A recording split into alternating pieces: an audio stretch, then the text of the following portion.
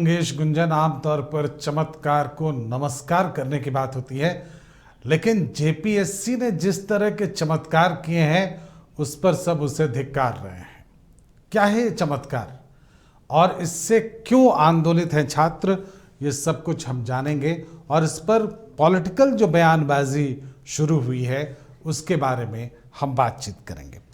हम ये जानने की कोशिश करेंगे कि आखिर छात्रों की नाराजगी किस मुद्दे को लेकर है और जिस तरह से एग्जाम कंडक्ट कराया गया है जेपीएससी द्वारा, उसमें जो आरोप लग रहे हैं धांधली के, वो क्या ये डिमांड नहीं कर रहा है कि फिर से एक बार इस पूरी प्रक्रिया को स्कैन करने की ज़रूरत है।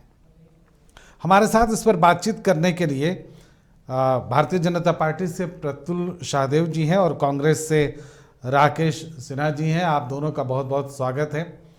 राकेश सिन्हा जी, अभी इससे पहले कि सरकार की तरफ से जेएमएम कोई बयान देती या झारखंड मुक्ति मोर्चा जो लीड कर रही है सरकार को बयान देती, आप कूद पड़े और आपने एक तरह से स्टैंप लगा दिया कि साहब ये पूरी प्रक्रिया बहुत सही है।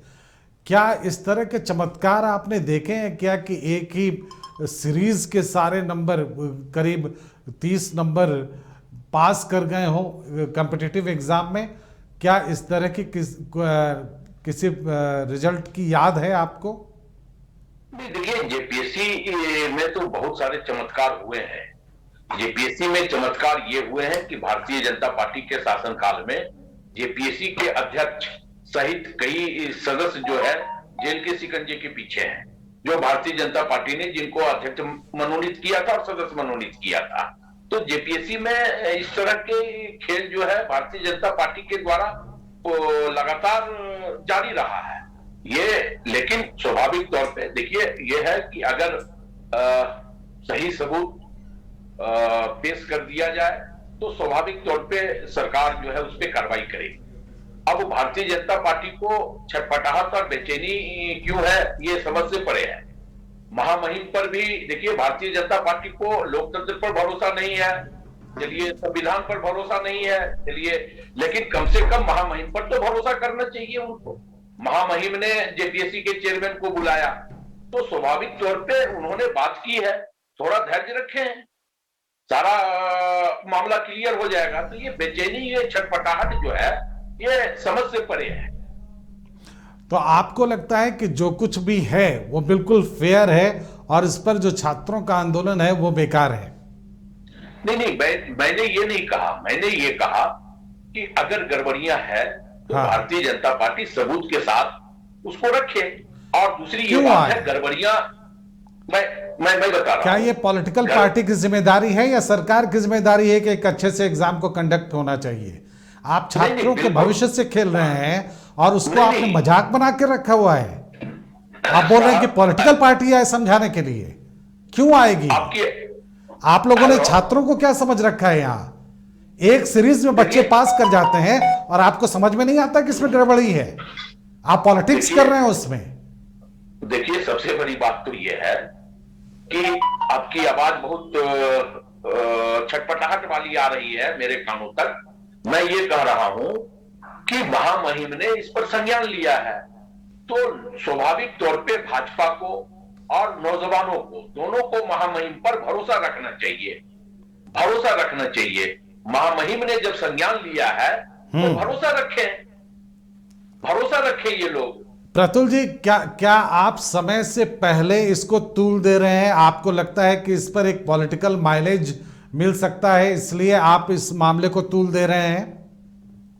देखिए, मैं कांग्रेस के प्रवक्ता आदरणीय उनका पहला जो वर्जन था वो नहीं सुन पाया ऑडियो की गड़बड़ी के कारण। लेकिन शैलेश क्या बोल रहे थे, ये अगर आप थोड़ा प्रकाश डालें तो मैं विस्तार से इनका जवाब दूं, क्योंकि वो कुछ भाजपा कह रहे थे पर आवाजें बहुत क्लियर नहीं आ पा रही थी, जिसके कारण मैं सुन नहीं पाया। उनका कहना यह है कि आपको महामहिम पर भी भरोसा नहीं है। उन्होंने चीज़ों को नोटिस में लिया है और इसके बाद भी आप लोग इस पर पॉलिटिक्स कर रहे हैं, आप जबरदस्ती इस मामले में कूद रहे हैं। देखिए गंगेश जी, हमारी आपत्ति शुरुआत से थी, परीक्षा के पहले से थी। छठी जेपीएससी परीक्षा का माननीय मुख्यमंत्री जी ने विपक्ष के नेता के नाते कड़ा विरोध किया था और इसे कहा था आदिवासी मूलवासियों के खिलाफ परीक्षा है और इसे वो रद्द करेंगे। सत्ता में आते उन्होंने छठे जेपीएससी के परिणाम को घोषित करके अपनी पीठ को थपथपा कर कहा कि इनकी सरकार का अचीवमेंट है। ये सरकार का पहला यू टर्न था। दूसरा था कि छठे जेपीएससी में जितने पद थे, सिर्फ एक जेपीएससी में 4 जेपीएससी 7वां 8वां 9वां 10वां का जो कंबाइंड एग्जामिनेशन था उसमें पदों की कुल संख्या कम हो गई। ये एक बड़ा आश्चर्य और चमत्कार था कि एक सिंगल जेपीएससी में ज्यादा पद थे, 4 कंबाइंड जेपीएससी में कम पद थे, जबकि ये नियुक्ति वर्ष है सरकार का। और आप देखें किस तरीके की गड़बड़ियां हुई है। माननीय मुख्यमंत्री जी के गृह जिला साहेबगंज, लातेहार और लोहरदगा से हम लोगों ने सेंटर के नाम के साथ छात्रों के सीरियल के साथ जारी किया कि एक ही कमरे में बैठे 20 में से 17 छात्रों ने परीक्षा को पास किया पीटी का, और जो 3 छात्र पास नहीं कर पाए वो इसलिए नहीं कर पाए क्योंकि वो एब्सेंट थे। ऐसे ही कुछ माजरा लोहरदगा में था और ऐसे ही कुछ माजरा लातेहार में था, लेकिन सरकार ने इस पे कोई स्पष्ट जवाब नहीं दिया। जब आंदोलन कर रहे छात्र सड़कों पर निकले तो हमारे विधायक भी, भारतीय जनता पार्टी कोई भी गलत कार्य होती है तो उसके साथ वो जो करने वाले हैं उनके खिलाफ खड़ी होती है, वो भी वहां थे। विधायक, उनकी भी बेरहमी से पिटाई की गई, छात्रों को भी बेरहमी से पीटा गया। देखिए, मैं एग्जामिनेशंस के कंडक्ट रूल्स का 7वां पॉइंट का कंडिका का दिखाना चाहूंगा अपने आदरणीय प्रवक्ता को कांग्रेस के, जो ये कहता है कि सभी सेंटरों में सीसीटीवी होना अनिवार्य है। तो अगर सीसीटीवी होना अनिवार्य था तो इतना हंगामा क्यों बरपा कर रखा है? सीसीटीवी के फुटेज को क्यों नहीं जारी कर रही सरकार या जेपीएससी कि कहीं कोई गड़बड़ी नहीं हुई जिन सेंटरों पे हमारी आपत्ति थी? इसके अतिरिक्त भी 12-14 सेंटर ऐसे हमारी सूची में जहां 60 से 70% छात्र पीटी लिखने वाले पास कर गए, जबकि अब तक का औसत सिर्फ 4% है। जेपीएससी ने जो छात्रों के प्रश्नों को जवाब दिया है वो नए प्रश्न को जन्म देता है। जब उनसे पूछा गया कि साहेबगंज, लातेहार और लोहरदगा में एक ही कमरे में बैठे 100% छात्र जो उपस्थित थे वो पास कर गए, इसके पीछे क्या लॉजिक है? तो इन्होंने कहा, इनका जवाब है जो औपचारिक रूप से उन्होंने दिया कि परीक्षा की वृहद प्रकृति के परिप्रेक्ष्य में 3 परीक्षा कक्षों के संबंध में अपरिहार्य परिस्थिति उत्पन्न हुई। अपरिहार्य यानी ये रिजल्ट के लिए अपरिहार्य परिस्थिति को उत्पन्न करना बता रहे हैं। लेकिन इस पर बजाय इसके कि मुख्यमंत्री को घेरा जाए, मंत्री को घेरा जाए, इस पर तो सीधा सवाल बनना ये चाहिए कि साहब इस पूरी प्रक्रिया की जांच कर लीजिए आप, और उसके पहले, इससे पहले कि आप मेंस का एग्जाम लें, इस प्रक्रिया को पूरी करके छात्रों को संतुष्ट करें। छात्र आंदोलित हैं, सड़कों पर निकल रहे हैं और आप जो है आराम से बाकी लोग बैठे हुए हैं। इस पूरी प्रक्रिया की जांच हो, अल्टीमेट प्रश्न यही है, और इस जांच की ही डिमांड होनी चाहिए बजाय इसके इस पर पॉलिटिक्स हो। गंगेश जी से एक मिनट अगर आप अनुमति दें तो। जी जी गंगेश जी, इसमें हम लोग कभी राजनीति नहीं कर रहे। हम लोगों के प्रदेश अध्यक्ष माननीय दीपक प्रकाश जी ने जो ये बड़ा घोटाला घपला था उसकी खबर आने के दूसरे दिन बाद मुख्यमंत्री जी को पत्र लिखा, जेपीएससी के अध्यक्ष को पत्र लिखा और कहा कि इसकी उच्च स्तरीय जांच होनी चाहिए। ये सरकार जांच से क्यों भाग रही है? ये सीसीटीवी फुटेज क्यों नहीं जारी कर रही? और एक लास्ट पॉइंट मैं आपको बताना चाहूंगा कि कांग्रेस भी इस मुद्दे पर एकमत नहीं है। आदरणीय प्रदेश अध्यक्ष राजेश ठाकुर जी का बयान आया कि कांग्रेस के कुछ नेताओं ने जो कांग्रेस भवन के बाहर प्रेस कॉन्फ्रेंस किया, ये उनका निजी विचार था और जेपीएससी में कुछ गड़बड़ी है तो साक्ष्य उपलब्ध कराए, हम कार्रवाई करेंगे।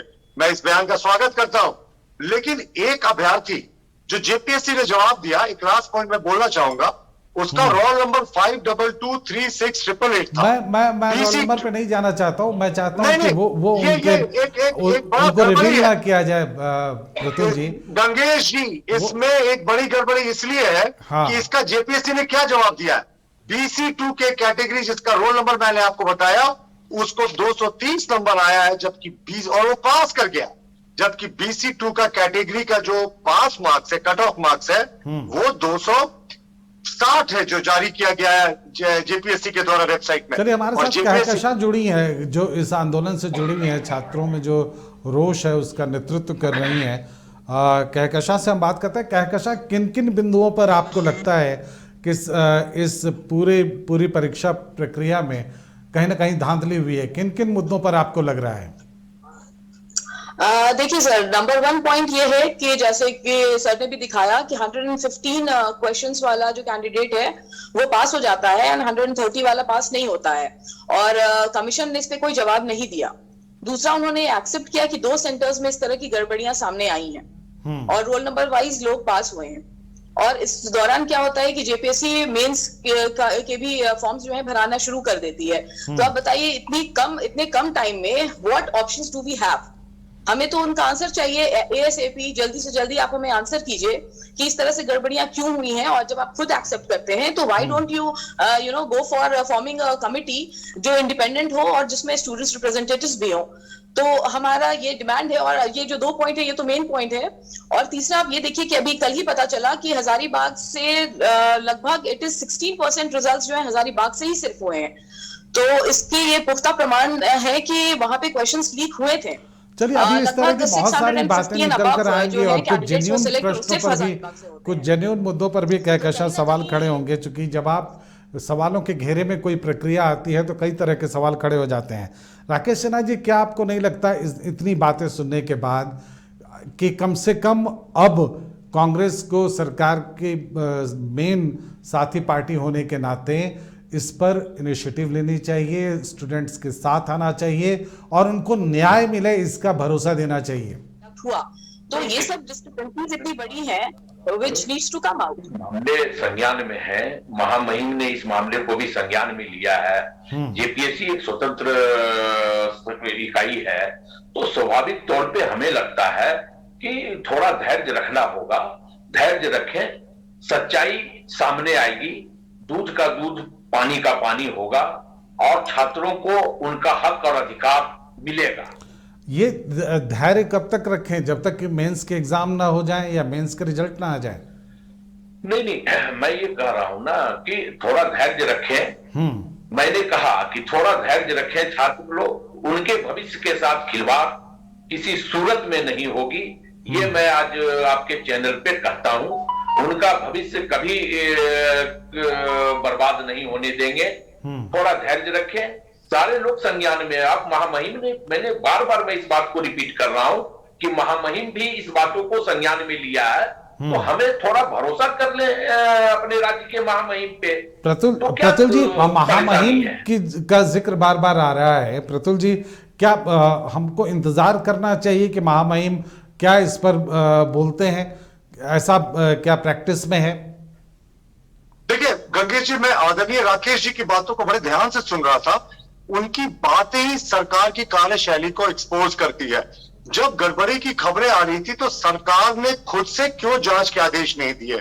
क्यों, जो मैंने एग्जामिनेशन के कंडक्ट रूल्स के कंडिका के जिक्र करके बताया कि सीसीटीवी फुटेज जारी करना जरूरी था, वो सीसीटीवी फुटेज क्यों नहीं जारी किया? और महामहिम राज्यपाल ने तलब किया है। एक जमाना था नैतिकता का, जब कोई अधिकारी तलब किए जाते थे राजभवन तो वो इस्तीफा दे देते थे, क्योंकि राजभवन अंतिम जगह है। सरकार को क्यों इंतजार करना पड़ा? क्यों महामहिम को हस्तक्षेप करना पड़ा? यह सरकार की संवेदनहीनता दिखाती है कि पूरी सरकारी मशीनरी इस बात के आईवॉश करने में लगी थी और गवर्नर को इंटरफेयर करना साफ पड़ा। गवर्नर का interference rarest of the rare kind होता है। क्यों महामहिम के इंटरफेरेंस के सरकार को इंतजार करना पड़ा? महामहिम ने संज्ञान लिया, क्यों ऐसी नौबत आई? छात्र पीटते रहे, कांग्रेसी राजनीति करते रहे। झारखंड मुक्ति मोर्चा अध्यक्ष का बदलाव करती दिखी। ये कहते आदिवासी मूलवासियों की हितैषी सरकार है, तो इनको किसी बाहर से आयातित अफसर की नियुक्ति जेपीएससी के अध्यक्ष के रूप में क्यों करनी पड़ी? क्या इनको झारखंड में कोई आदिवासी मूलवासी अफसर नहीं मिला? क्यों सारे विवादों को जन्म इन्होंने दिया? सीसीटीवी फुटेज जारी करते, जांच के आदेश दे देते, महामहिम को हस्तक्षेप करने की नौबत क्यों पड़ी? ये सारा प्रकरण कहता है कि बड़ा कवर अप ऑपरेशन हो रहा है, एक कॉकस से वो कार्य कर रहा है और एक बड़ा राकेश जी कुछ कह रहे हैं? जी, मैं ये कह रहा हूं कि महामहिम ने, मैं बार बार इसलिए इस बात को कह रहा हूं कि अगर आपको सारा देश राज्य जानता है कि आपको लोकतंत्र पे भरोसा नहीं, संविधान पे भरोसा नहीं, कम से कम आप अपने महामहिम पर तो भरोसा करो। अच्छा, वो उनके महामहिम है या आपके भी महामहिम है। मैं तो कह रहा हूं कि वो इस राज्य के महामहिम है। हाँ इस राज्य के महामहिम है, जी जी, तो कम से कम उसका ध्यान रखा जाए।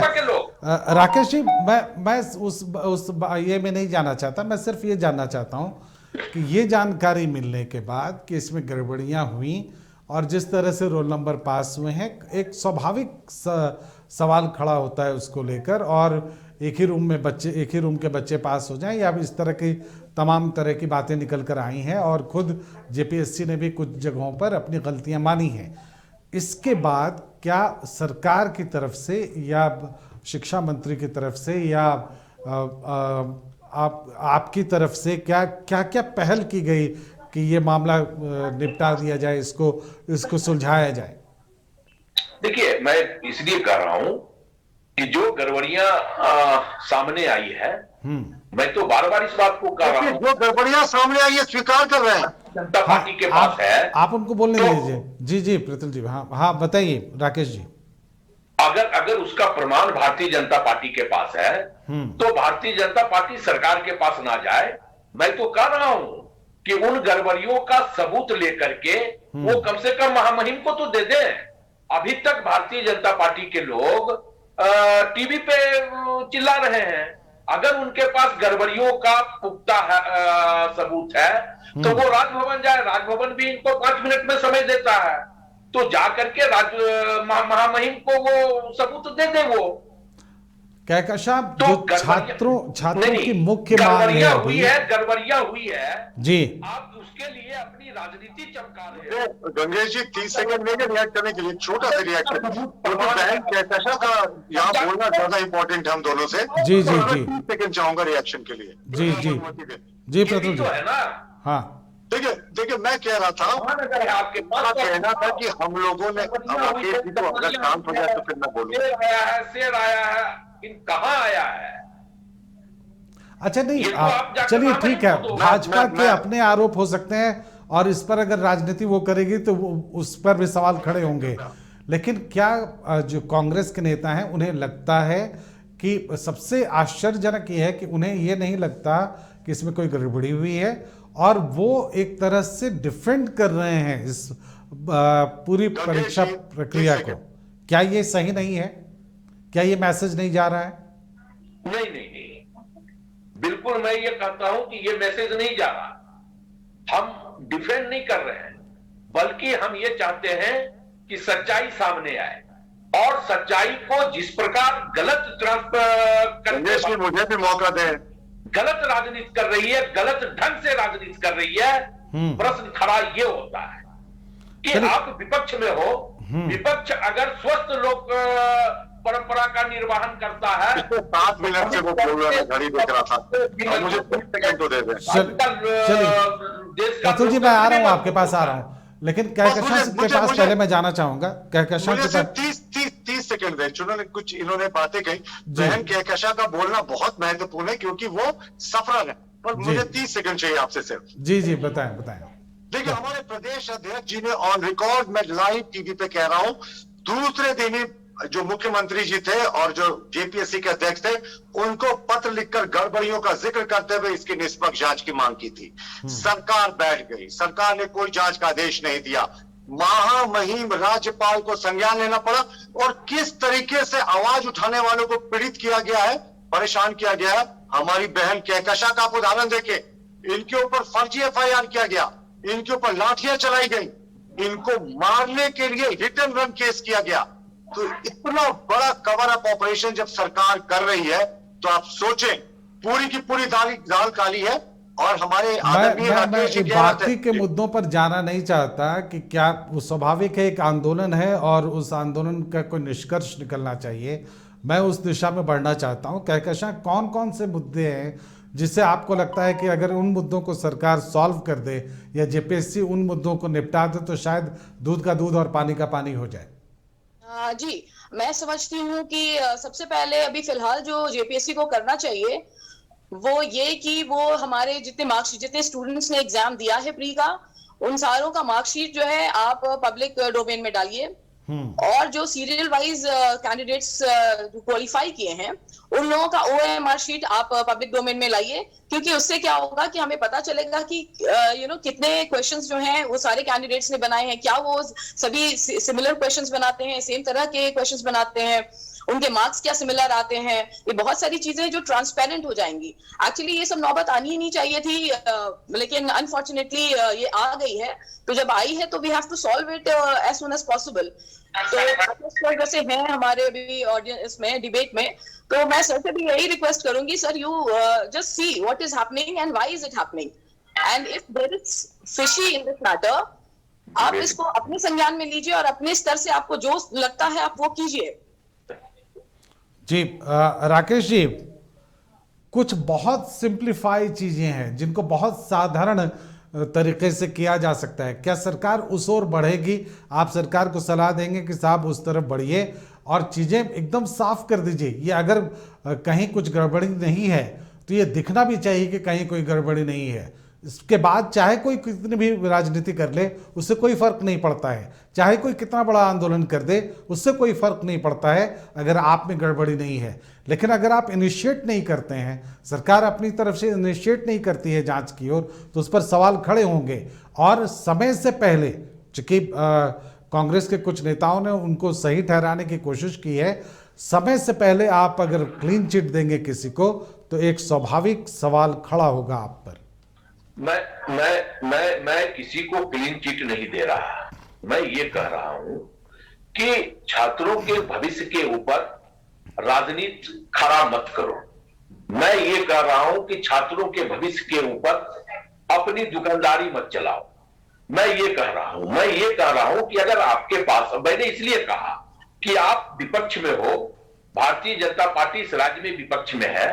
विपक्ष अगर स्वस्थ परंपरा का निर्वहन करता है तो स्वाभाविक तौर पे सरकार भी मजबूत होती है और राज्य का विकास भी होता है। तो अगर आपके पास सबूत है तो आप उसको संज्ञान में लाओ। मैं ये कह रहा हूं, ये जब आप ये बात कहते हैं तो ये साबित होता है कि आप, ये दूसरी तरफ ये बात सामने आ जाती है, ये माना जा सकता है कि आप अभी तक की प्रक्रिया से संतुष्ट हैं। क्या आपको अभी तक की प्रक्रिया में कोई गड़बड़ी नहीं दिख रही है? हम ये जानना चाहते हैं। नहीं, देखिए, मैं ये कह रहा हूं हाँ। कि मैंने कहा कि जेपीएससी एक स्वतंत्र इकाई है।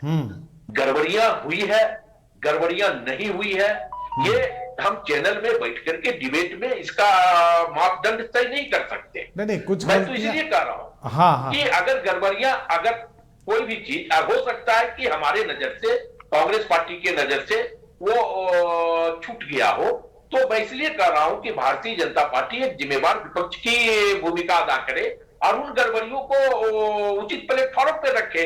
मैं कहां इस बात से इनकार कर रहा हूं, मैं तो कहा कि ठीक है, आप सरकार के पास नहीं जा सकते, लेकिन आप महामहिम के पास चले जाओ। आप महामहिम को उन गड़बड़ियों का पुख्ता सबूत दे दो। मतलब तो ये है कि अगर आपने जो बात कही मैं समझ गया, बिल्कुल साफ है। इसका मतलब ये निकलता है कि अगर छात्रों को कुछ करना है तो वो विपक्ष के पास सबूत लेकर जाएं और विपक्ष वो सबूत महामहिम तक पहुंचा दे। लेकिन इस पूरी प्रक्रिया में सरकार या सरकार के समर्थक दल साथ नहीं होंगे, ये आप कहना चाह रहे हैं? मैं ये कह रहा हूं जी कि जिस प्रकार विगत दिनों छात्रों को लेकर के भाजपा के विधायक, दो विधायक ने, भानु प्रताप जी ने और नवीन जायसवाल जी ने, जो राजनीति करने का काम किया, जबरदस्ती बैरिकेडिंग तोड़ने का काम किया, तो ये क्या है? ये तो अपनी राजनीति चमकाने का है ना, कि अखबार, टीवी, मीडिया में मेरा फोटो छप गया हो और हम ये कहें कि हम छात्रों के साथ हैं। तो ये दोहरी नीति नहीं चलती है ना, ये दोहरी नीति नहीं चलती है। पूरी बातचीत का जो निचोड़ है बस ये होना चाहिए कि छात्रों को न्याय मिले। छात्र अगर किसी भी तरह से, और ये आज की बात नहीं है, हमने एक दौर देखा है जो परीक्षाएं किस तरह से आयोजित की जाती रही हैं। जेपीएससी जो काम कर रही है, कोई उस पर जो आरोप लगे हैं कोई नई बात नहीं है। तो हमारा इस पूरी बातचीत का हल, हम सिर्फ जो निचोड़ निकालना चाह रहे थे वो सिर्फ है। फाइनल कमेंट के लिए एक बार प्रतुल जी आपके पास आएंगे, उसके बाद फिर हम इस कार्यक्रम को समाप्त करेंगे। प्रतुल जी, फाइनल कमेंट आपका। देखिए गंगेश जी, आज भी इस कार्यक्रम की समाप्ति के बाद भी कोई हमें ठोस जवाब नहीं मिल पाया 3 मुख्य मुद्दों पर। एक अनेक सेंटर से 100% छात्र जो पास हो जाते हैं वो कैसे हो गए, इसका कोई संतोषजनक जवाब नहीं मिला।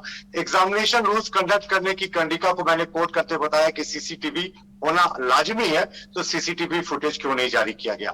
और सबसे महत्वपूर्ण पॉइंट है कि कट ऑफ मार्क्स आज तक उसी दिन वेबसाइट पर अपलोड किया जाता है। सारा एग्जामिनेशन ओएमआर सीट पर होता है, इस पर कोई परीक्षक अपने हाथ से नहीं जांचता, वो कंप्यूटर से जांचा जाता है। तो जो कट ऑफ मार्क्स था उसको जारी करने में इतना विलंब क्यों हुआ, और अंतिम में कम नंबर लाने वाले अभ्यर्थी कैसे सफल हो जाते हैं और ज्यादा नंबर लाने वाले अभ्यर्थी कैसे फेल कर जाते हैं। मैं राकेश सिन्हा जी की बात से बिल्कुल सहमत हूं कि छात्रों के हित के साथ बाजार नहीं करना चाहिए, दुकानदारी नहीं करनी चाहिए, लेकिन शायद जेपीएससी में सीटों की बिक्री शुरू करके छात्रों के हित के साथ दुकानदारी इन्होंने ही शुरू कर दी। ये आरोप है और हम इन आरोपों पर बहुत ज्यादा जाना नहीं चाहते, लेकिन गड़बड़ियां प्रथम दृष्टया दिखती हैं। ऐसा लगता है कि कुछ गड़बड़ है, और अगर ऐसा लगता है तो जेपीएससी को बहुत साफ निकलकर सामने आना चाहिए और बताना चाहिए कि ये गड़बड़ियां यहाँ से हुई हैं या नहीं हुई हैं। अगर किसी भी लेवल पर कोई गड़बड़ी हुई है तो उसे वो किस तरह से सुधारेगी, ये साफ साफ पर जेपीएससी को बताना चाहिए। बहुत बहुत धन्यवाद आपका राकेश जी और प्रतुल जी और कहकशां आपका। हम उम्मीद करते हैं कि इस कार्यक्रम के बाद और इस आगे भी जिस तरह से छात्र आंदोलित हैं उनको लेकर कुछ सकारात्मक पहल सरकार करेगी, जेपीएससी की तरफ से भी कुछ उम्मीद हम रखते हैं। फिलहाल इतना ही, इजाज़त दें, नमस्कार।